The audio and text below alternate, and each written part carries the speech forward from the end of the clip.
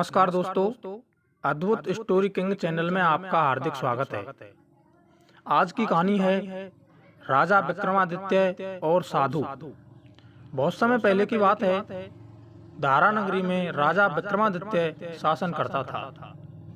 एक दिन की बात है, शांतिशील नाम का एक योगी राजा के पास दरबार में आया और उसे एक फल देकर चला गया। राजा ने वह फल भंडारी को दे दिया और भंडारी ने उसे सुरक्षित स्थान पर रख दिया। योगी आता और राजा को एक फल दे जाता।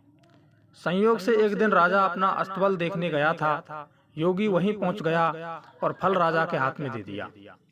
राजा ने उसे उछाला तो वह हाथ से छूटकर धरती पर गिर पड़ा। उसी समय एक बंदर ने झपटकर उसे उठा लिया और तोड़ डाला। उसमें से एक हीरा निकला, जिसकी चमक से सबकी आंखें चकमका गईं। राजा को बड़ा अचरज हुआ। उसने योगी से पूछा, आप यह हीरा मुझे रोज क्यों देकर जाते हैं?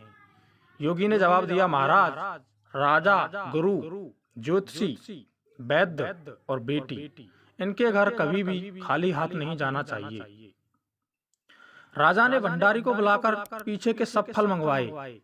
तोड़वाने पर सब में से एक एक हीरा निकला। इतने लाल देखकर राजा को बड़ा हर्ष हुआ। उसने जौहरी को बुलवाकर उनका मूल्य पूछा तो जौहरी बोला, महाराज, ये हीरा बहुत कीमती है। एक एक हीरे का मूल्य करोड़ों रुपयों में भी नहीं आंका जा सकता है। यह सुनकर राजा योगी का हाथ पकड़कर उसे अकेले में ले गया। वहां जाकर योगी ने कहा, महाराज, बात यह है कि गोदावरी नदी के किनारे मसान में मैं एक मंत्र सिद्ध कर रहा हूँ। उसके सिद्ध हो जाने पर मेरा मनोरथ पूरा हो जाएगा। तुम एक रात मेरे पास रहोगे तो मंत्र सिद्ध हो जाएगा। एक दिन रात को हथियार बांधकर तुम मेरे पास आ जाना। राजा ने कहा, अच्छी बात है। इसके उपरांत योगी दिन और समय बताकर अपने मठ में चला गया। वह दिन आने पर राजा अकेला वहां पहुंचा। योगी ने उसे अपने पास बिठा लिया। थोड़ी देर बैठकर राजा ने पूछा, महाराज, मेरे लिए क्या आज्ञा है? योगी ने कहा, राजन, यहाँ से दक्षिण दिशा में 2 कोस की दूरी पर मसान में एक सरस के पेड़ पर एक मुर्दा लटका है। उसे मेरे पास ले आओ, तब तक मैं यहाँ पूजा करता हूँ। यह सुनकर राजा वहां से चल दिया। बड़ी भयंकर रात थी। चारों ओर अंधेरा फैला था। पानी बरस रहा था। भूत प्रेत शोर मचा रहे थे। सांप आ आकर पैरों में लिपटते थे, लेकिन राजा हिम्मत से आगे बढ़ता गया। जब वह मसान में पहुंचा तो देखता क्या है कि शेर दहाड़ रहे हैं, हाथी चिंगाड़ रहे हैं, भूत प्रेत आदमियों को मार रहे हैं। राजा बेधड़क चलता गया और सरस के पेड़ के पास पहुंच गया। पेड़ जड़ से फुनगी तक आग से दहक रहा था। उसी पेड़ पर रस्सी से बंधा मुर्दा लटक रहा था।